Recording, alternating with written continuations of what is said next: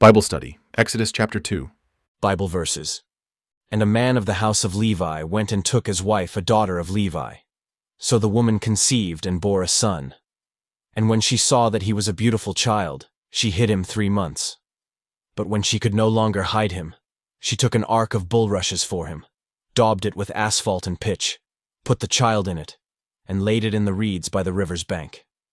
And his sister stood afar off, to know what would be done to him. Explanation. While the Israelites were suffering under the harsh command of the king to throw all newborn boys into the Nile, a man from the tribe of Levi called Amram married his aunt, whose name was Jochebed. This was permissible before the law was given through Moses. They had a beautiful baby boy.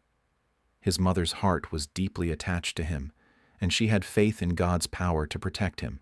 Hebrews 11:23. She hid him in their home for 3 months, risking her own life and that of her family as soldiers patrolled the streets, listening for the cries of infants and keeping track of any pregnant women who gave birth. An ark, a woven reed basket. Bulrushes, papyrus plant that has broad leaves. Pitch, a type of tar, mineral tar, that helps bind the papyrus leaves together. Reeds, a plant with broad leaves that grows along riverbanks. When the baby was 3 months old, and his cries became louder, his parents grew afraid. They prepared a basket made of papyrus leaves and coated it with pitch and tar to make it sturdy. They placed the child inside it, and his sister Miriam, who was about 13 years old, carried him to the Nile and set the basket on the water's surface among the bulrushes. She stood nearby, watching to see where the water would carry the basket. Perhaps her prayers were mingled with tears, just like her parents, who, despite their sorrow, had hope that God would save their child. Instead of throwing him directly into the river, they placed him in a basket. Contemplation. No matter how hard the trial is, lift up your prayers and do what is within your power, even if it seems small, like preparing this basket. Your God, who is almighty, can save you, because your prayers are very precious to him. Bible verses. Then the daughter of Pharaoh came down to bathe at the river, and her maidens walked along the riverside. And when she saw the ark among the reeds, she sent her maid to get it. And when she opened it, she saw the child, and behold, the baby wept. So she had compassion on him, and said, "This is one of the Hebrews' children." Then his sister said to Pharaoh's daughter, "Shall I go and call a nurse for you from the Hebrew women, that she may nurse the child for you?" And Pharaoh's daughter said to her, "Go." So the maiden went and called the child's mother. Then Pharaoh's daughter said to her, "Take this child away and nurse him for me, and I will give you your wages." So the woman took the child and nursed him. And the child grew, and she brought him to Pharaoh's daughter, and he became her son. So she called his name Moses, saying, "Because I drew him out of the water." Explanation. The Egyptians believed that bathing in the waters of the Nile brought blessings, and certain areas of the Nile were set aside for noble women to bathe. One day, a princess, referred to by the daughter of Pharaoh, went down to bathe in the Nile, accompanied by her maidservants. As she was bathing, she saw a basket floating on the water's surface. It was the very basket Miriam had placed, with her baby brother inside. She ordered one of her maids to fetch it. When she opened it and saw the child, she was amazed and said that it must be one of the Hebrew babies whose male infants were thrown into the Nile by her father's command. Miriam had stayed near the princess to see what would happen to her brother. She heard the princess express admiration for the baby and her desire to take him as her own and raise him. God then guided Miriam to step forward and ask the princess if she wanted her to find a wet nurse for the baby. The princess agreed to have a Hebrew wet nurse, meaning a woman who had recently given birth, brought to her. Miriam joyfully ran to tell her mother what had happened and quickly brought her to the princess. The princess instructed Jochebed, Moses' mother, to nurse the child at home and care for him until he was weaned, promising her appropriate wages.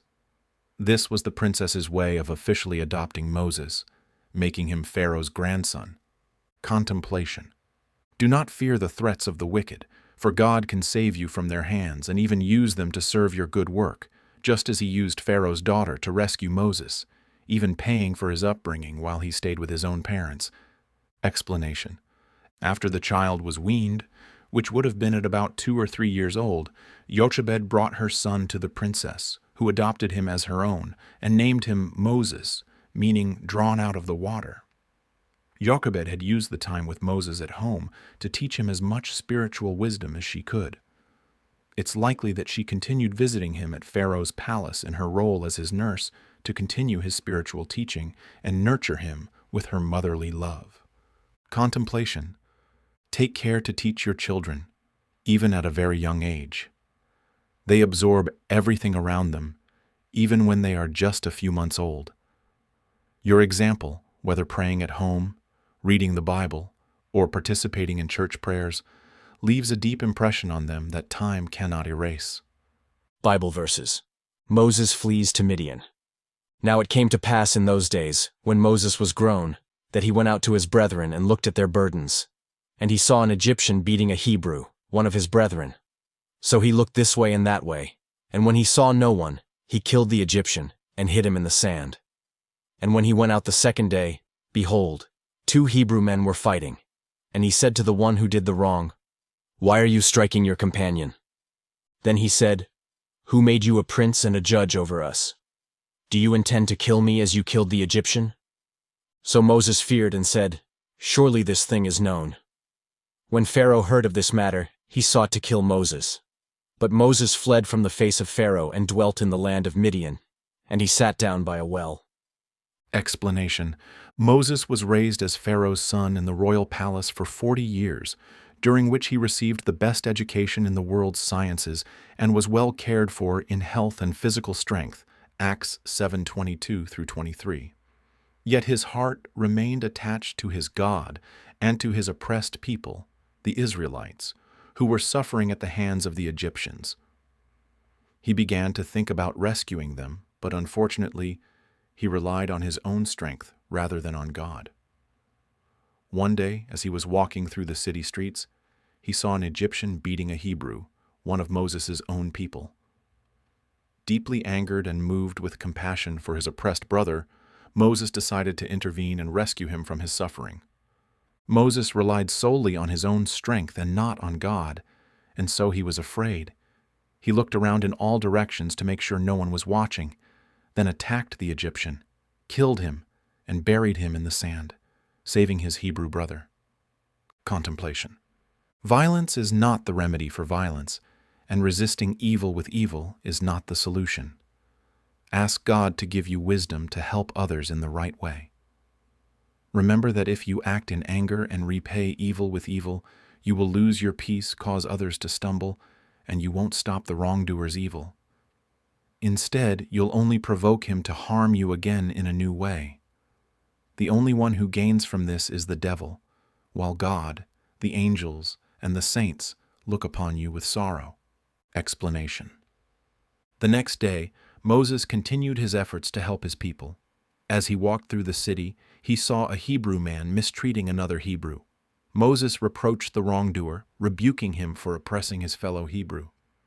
Moses was shocked when the wrongdoer answered him harshly and exposed what Moses had secretly done the previous day, killing the Egyptian. Moses realized that his secret was out. The Hebrew he had saved must have told others, and the news had spread among both the Hebrews and the Egyptians. The wrongdoer questioned Moses' right to intervene, saying he wasn't a judge or someone authorized to settle disputes, and even accused Moses of intending to kill him as he had killed the Egyptian, though Moses had no such intention and only sought peace and reconciliation between his Hebrew brothers. The land of Midian is a region located between the eastern side of the Gulf of Aqaba and central Sinai. It was named after Midian, the son of Abraham by Keturah, Genesis 25. The news of Moses killing the Egyptian reached Pharaoh, who realized that Moses' true allegiance was not to him, despite being raised as his own, but to his Hebrew people. Pharaoh ordered Moses' arrest and execution, seeing him as a potential leader of a Hebrew uprising against the Egyptians. When Moses learned of this, he fled far away, from the eastern delta to the eastern Sinai and beyond, to the land of Midian. There, he arrived at a well, drank, and sat down to rest. Contemplation. Success built on pride is easily destroyed, no matter how clever the methods. Be humble and seek God's help before undertaking anything. Bible verses. Now the priest of Midian had 7 daughters, and they came and drew water, and they filled the troughs to water their father's flock. Then the shepherds came and drove them away, but Moses stood up and helped them, and watered their flock. When they came to Reuel their father, he said, "How is it that you have come so soon today?" And they said, "An Egyptian delivered us from the hand of the shepherds, and he also drew enough water for us, and watered the flock." So he said to his daughters, "And where is he? Why is it that you have left the man? Call him, that he may eat bread." Then Moses was content to live with the man, and he gave Zipporah his daughter to Moses, and she bore him a son.